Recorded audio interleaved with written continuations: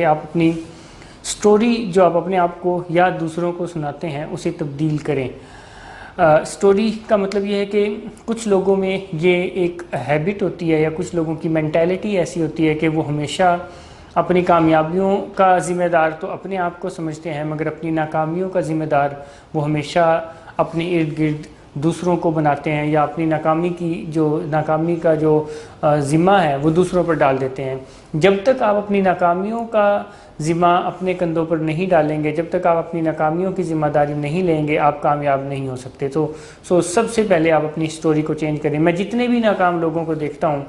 तो मुझे उनमें ये एक चीज़ नज़र आती है कि वो हमेशा ब्लेम गेम करते हैं, दूसरों पर इल्ज़ाम डालते रहते हैं,